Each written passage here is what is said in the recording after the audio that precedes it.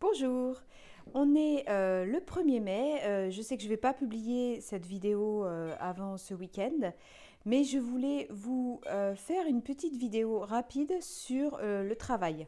C'est la fête du travail, donc fêtons le travail. Je voulais préciser un petit peu et vous poser la question. Pour vous, c'est quoi travailler le piano? Le travail induit effectivement un effort. Et cet effort, on a tendance un petit peu à le fuir.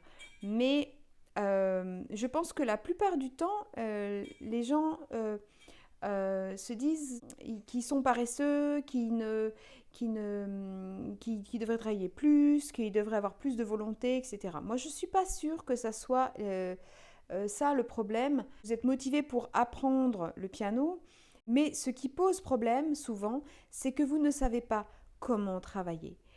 C'est une chose effectivement de manquer de volonté, ça bon ça arrive quand on a la flemme, ça m'arrive régulièrement aussi hein, de me dire oh, j'ai pas envie de faire ci, j'ai pas envie de faire ça, bon.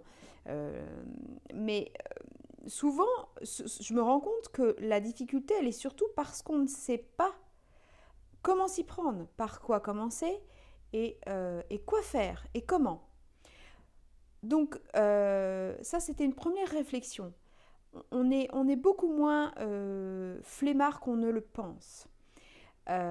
Ensuite, c'est quoi, quand on a, je vais me mettre dans le cadre d'un apprentissage de morceaux, c'est quoi travailler un morceau? C'est en fait l'apprendre. Comment on apprend un morceau? Eh bien, un petit peu comme si on apprenait une pièce de théâtre. On la répète. On dit bien d'ailleurs répétition en théâtre. Donc, il faut apprendre le texte, il faut donc en premier le lire, savoir quels sont les éléments et analyser un petit peu quels sont les passages qui vont poser problème. Moi, je vois souvent en fait des gens qui se précipitent sur la partition et commencent déjà à jouer, ils ne savent pas où ils vont. La première étape, c'est quand même de lire votre morceau, de regarder quelles sont les difficultés, de voir s'il y a des doigtés à mettre, de les chercher, de les changer, de les gommer, etc. Je vous propose de changer le mot, bonjour le chat, je vous propose de changer le mot travail par plutôt répétition. Dans le cadre d'apprentissage d'un morceau, hein, vous allez répéter et vous n'allez pas répéter 2 fois. Hein. Vous allez répéter jusqu'à ce que vous arriviez à faire, vous arriviez à un résultat. Donc, c'est quoi ce résultat? C'est l'objectif que vous vous êtes donné. Si dans une séance de travail, vous n'avez pas réussi votre objectif, très certainement que votre objectif était trop grand.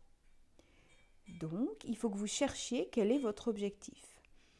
Et en fonction de cet objectif, vous allez répéter le passage en question un certain nombre de fois jusqu'à ce que vous y arriviez. Normalement, vous devriez quand même, au bout du compte, y arriver. Si ça n'est pas le cas, vous allez à ce moment-là vous dire c'est trop gros, j'ai pris trop de mesures, j'ai pris trop de notes, ou j'ai pris les 2 mains et peut-être ce serait bien de travailler une seule main. Donc gardez ça à l'esprit. Votre travail doit être efficace. Si vous avez la sensation qu'il ne l'est pas, c'est que vous y prenez pas bien. Donc, je vous invite pour cela à relire mon bonus que je vous ai mis sur le blog qui s'appelle les 10 principes fondamentaux pour apprendre un morceau. Relisez ce bonus si vous ne l'avez pas déjà fait et si vous l'avez déjà fait, relisez-le. Il vous donne plein d'astuces très très importantes pour travailler mais efficacement et donc de manière motivante. Quand vous avez la sensation de progresser, bien sûr que du coup vous allez avoir envie de travailler, c'est logique. Donc ne restez pas non plus dans une auto-culpabilisation. De toute façon, j'ai pas de volonté, de toute façon, j'y arrive pas parce que je suis pas bonne, parce que je suis pas bon, parce que je suis trop débutant, parce que je suis nulle ou je sais pas. Ne vous remettez pas tout la faute sur vous, ce que vous êtes, mais plutôt sur ce que vous faites.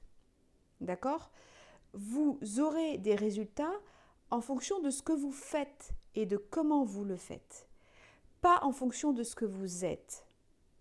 Gardez bien ça à l'esprit.